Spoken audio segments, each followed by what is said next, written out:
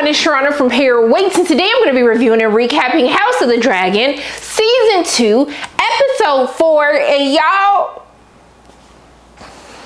my girl gone, y'all.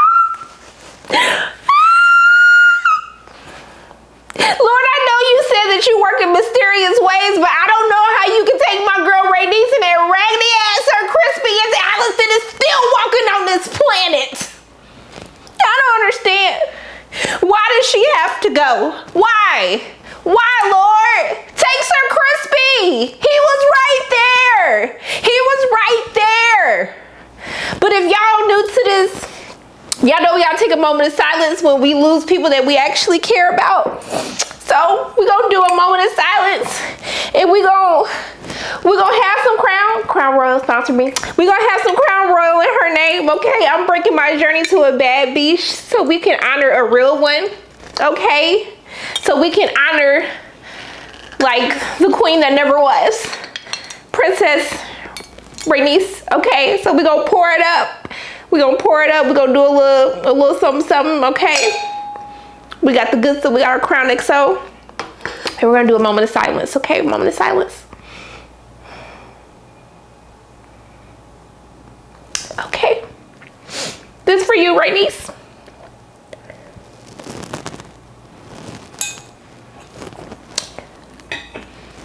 That's for her. Wait till she gets to the pearly gates and she realizes that Lenore not there. That is only Lena there, okay?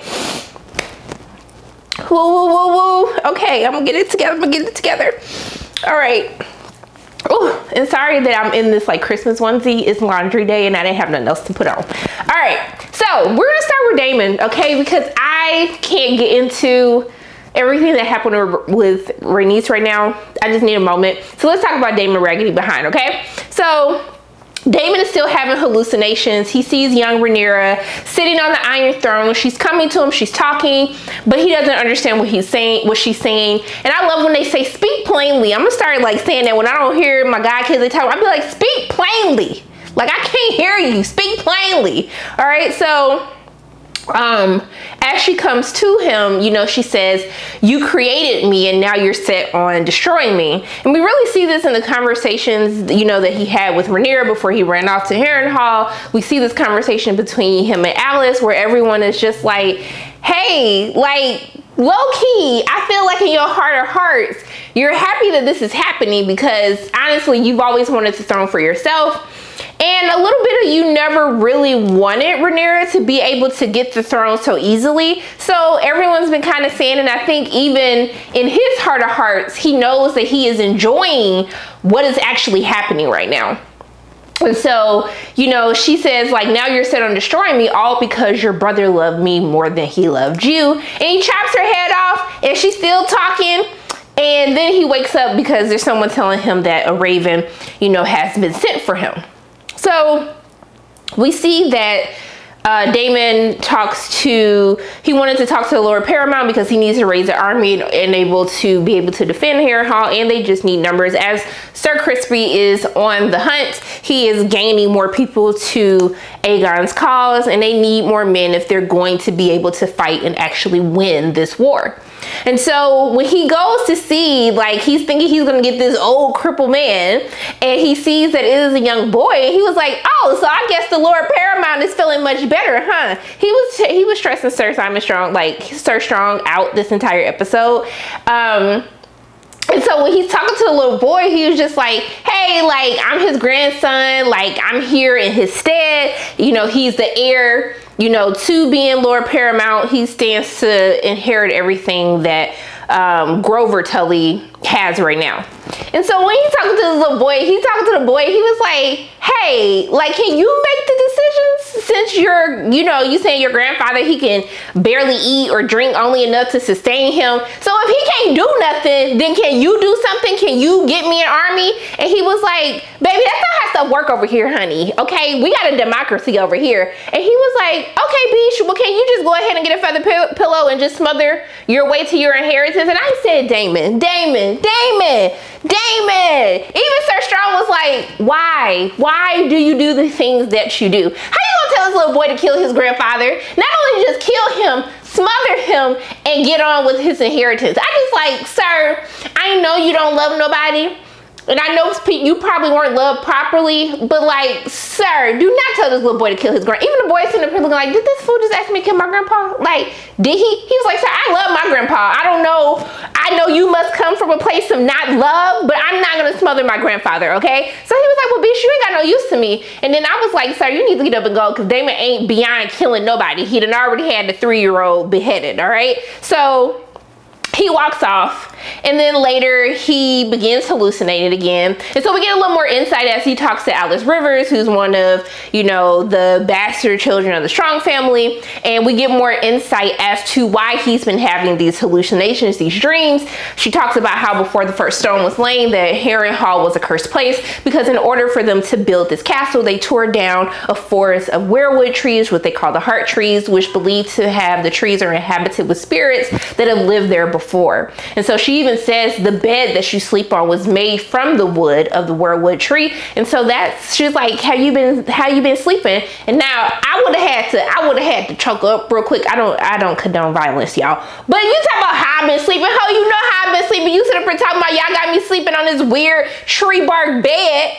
Sitting up here asking me how my sleep was going. Girl, have a seat, okay? Now, where I didn't understand Damon, she did gag me a little bit. When she said this has to be hard for you, you were just bouncing her.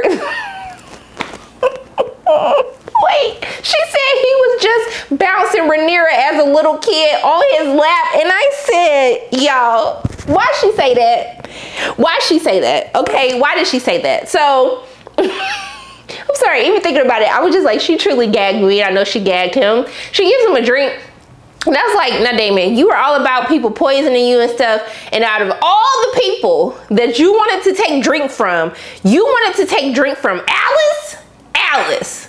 Alice, you just said she was strange 2 sentences ago, and then you gonna take some drink from her? Have it make sense, because the math ain't mathing for me, okay? So he takes a drink, and then he wake up, he come to, he in a whole meeting. He didn't made it to the next work day, okay? He talking to Sir William Blackwood. He like, who are you? And Sir Strong like, Beach, didn't I just say this is Sir Blackwood, the head of the Blackwood? Then you say you wanted to talk to able-bodied men who could make decisions about war? Like, what is going on? And in the midst of him having this conversation, he almost salvaged it. Then he sees Lene serving, and so now he looking crazy. Sir Strong looking at him crazy. I'm looking at him crazy. Lene not even acknowledging anybody's existence. So I'm just like, just give it to the Lord, okay? Because like something's going on with Damon. So yeah, so he got his own thing happening at Harrenhal. And I like how also too Alice clocked him, like, who, she's like, clearly you and your wife beefing, because who takes over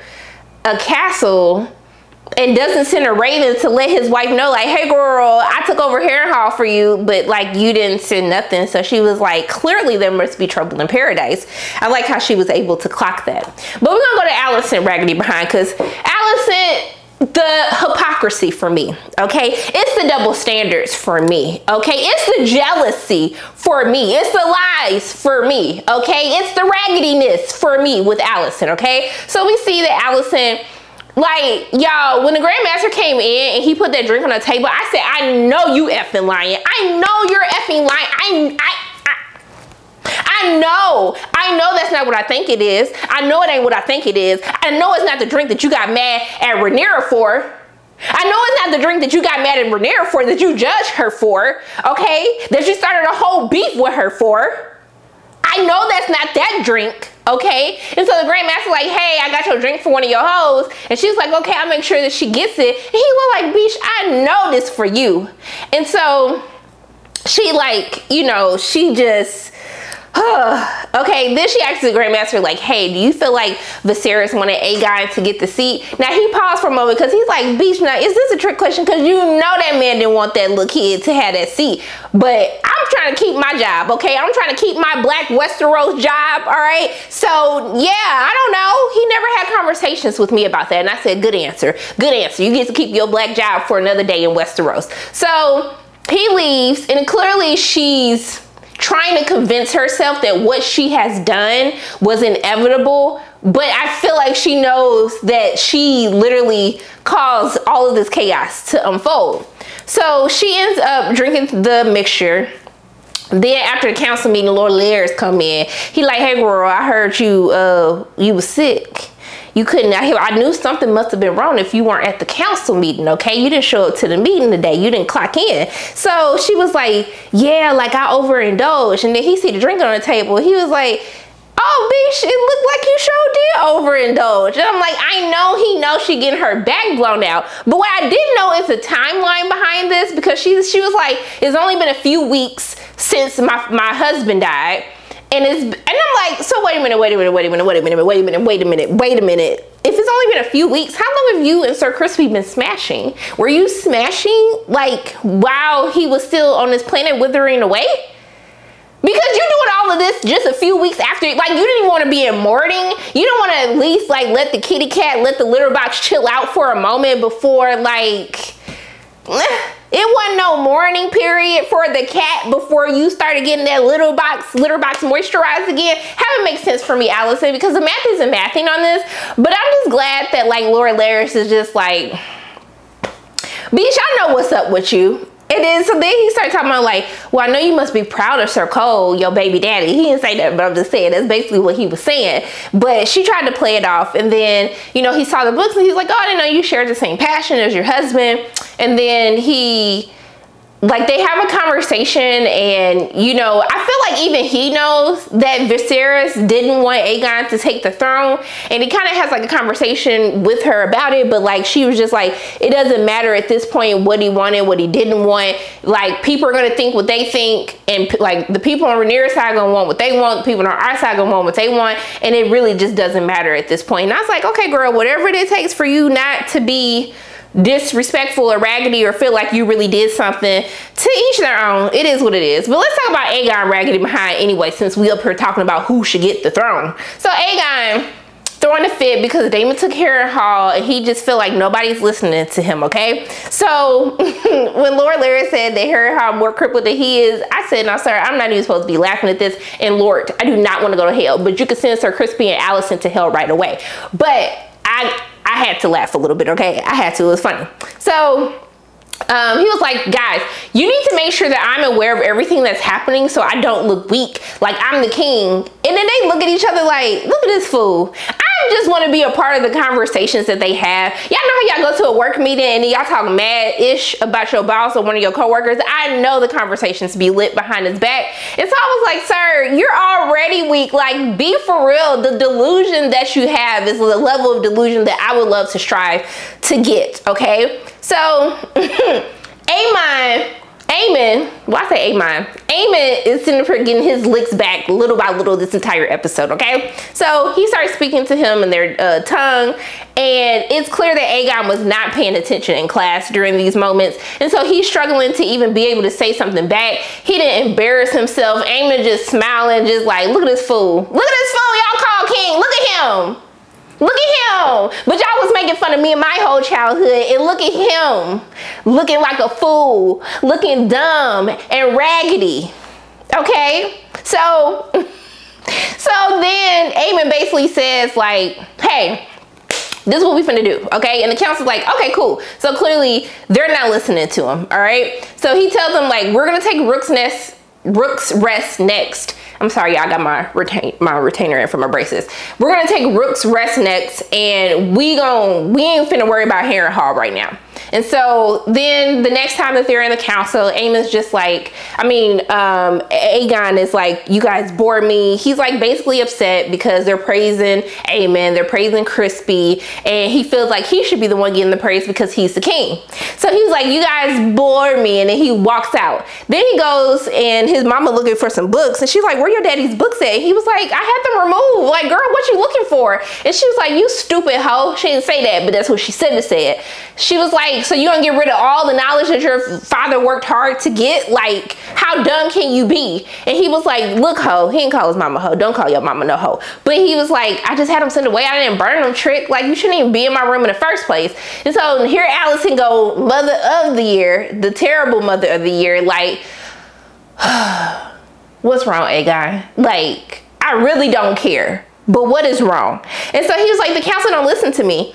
And then he was like, she was like, I'm sorry, like, is there a reason they should be listening to you? Because I'm confused, the math ain't mathing for me. Like, do you think just because you have a crown on your head that suddenly gives you wisdom that people must listen to you? And then she was like, after all the things that we did, the sacrifices that we have made to get your raggedy behind up on the seat, I thought that you would take time to listen to the people, including my mother effing self, that is on the council, who had their blood, they sweat, their tears, okay, to get on this seat that you take for granted, that you don't even care about, you don't listen, you dumb, you dusty, okay? Like, why you don't listen? Just do what is asked of you. And then he was like, what? And she was like, nothing. I said,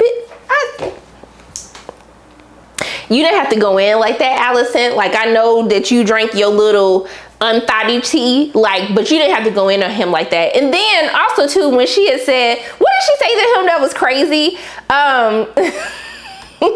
When he said tread carefully, she said, what you gonna do? What you gonna do, A-guy? You gonna hang me like the rat catchers you hang? You gonna send me away like you sent away your granddaddy? What you finna do? You ain't finna do nothing, so shut up.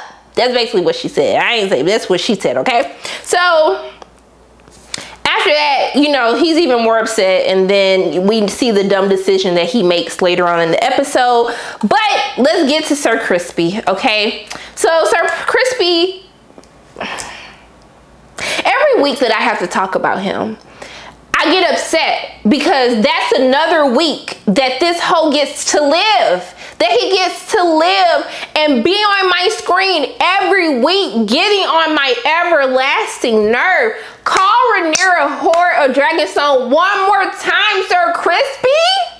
One more time, okay? Say it one more time, knowing that you out here smashing other people's wives, widows. Say it again. Say it again. Okay, I'm sorry. I just need to get that on my chest because, like, I just really don't understand why he's still breathing. Like, I know what becomes of him, but every week that I gotta keep watching this hole on my screen just makes me angry, y'all. It makes me so angry. So he ends up chopping off Lord Darkland's head. And Lord Darkland kind of hints to, like, you know, bitch, your time coming anyway. I ain't even worried about it. Your time coming. Your time is coming. I can't even wait. It's coming, ho. So we probably got like another season before it happens, but it's coming, all right? So he tells everyone, like, hey, we're gonna go for Rook's Rest. And Allison brother like, ho, ain't we supposed to be taking Harrenhal? And he was like, nah, ho, like, don't worry about all that, okay? You backseat horse riding, and I need you to just ride with me, okay? Because last time I checked, I was in charge of this, okay? That's what I thought, all right? So you supposed to be riding, just shut up, just ride, all right? Did nobody ask you to come up with no strategies, no plans, none of that. Just ride and keep your mouth shut, okay? So he ends up telling them, like, hey, we're gonna strike now.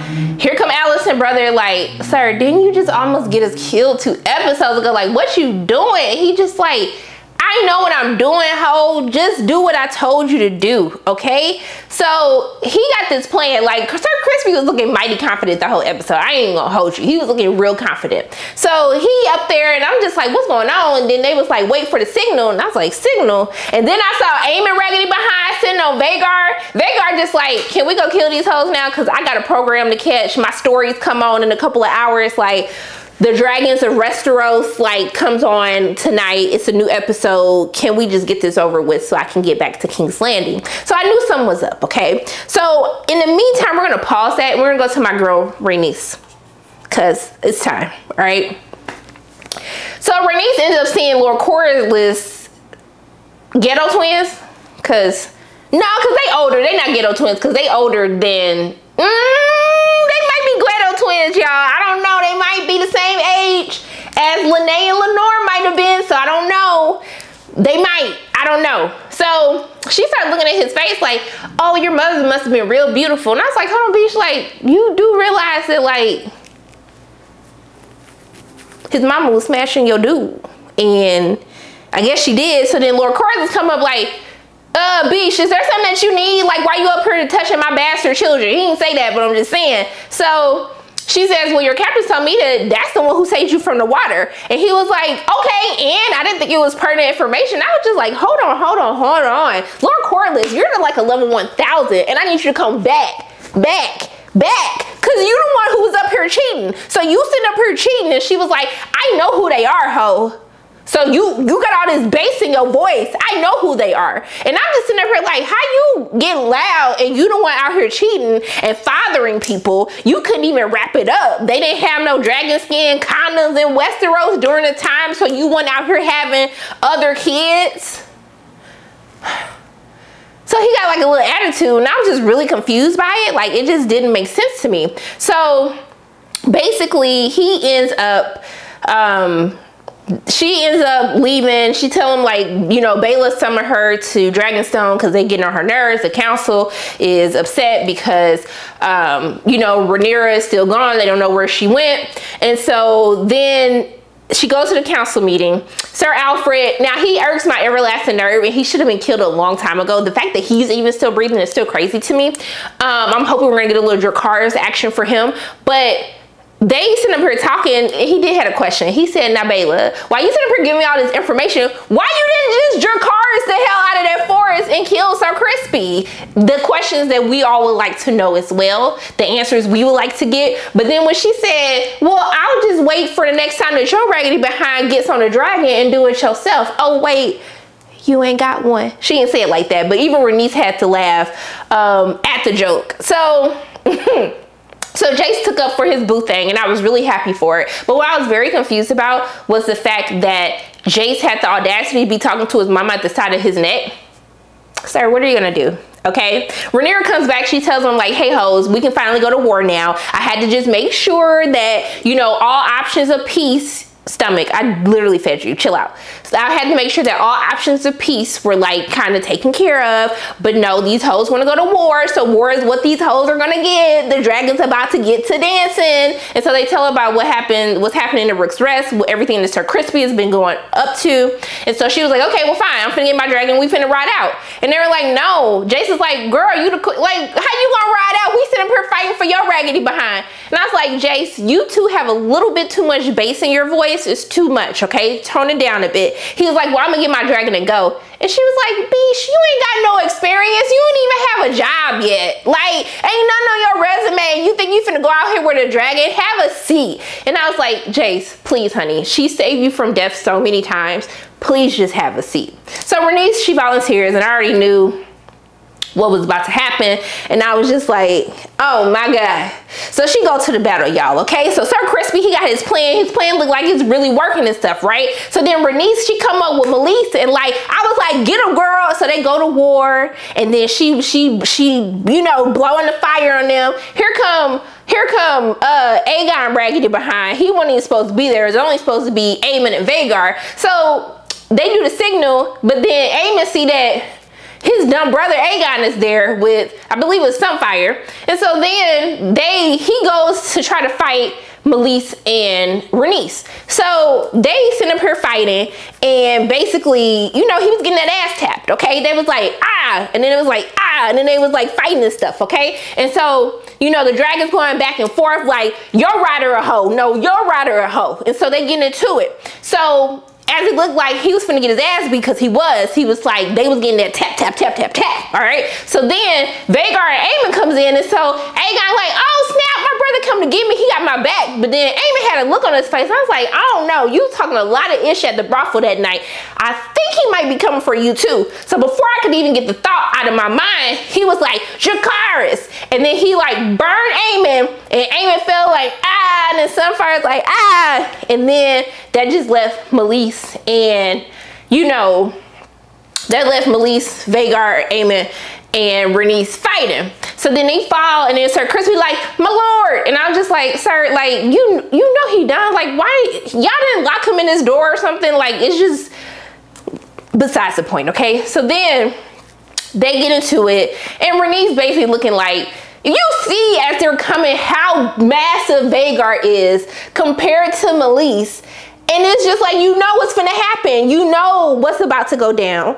But she put up a good fight. And then when Vhagar got that neck, he had that neck, That neck wasn't moving. She was trying to move, the neck wasn't moving. The dark dragon looked like, bitch, I am getting my ass cooked right now. And then she was like, it's okay, baby, just let go. And then she fell, and then Renice fell, and I was like, oh my God.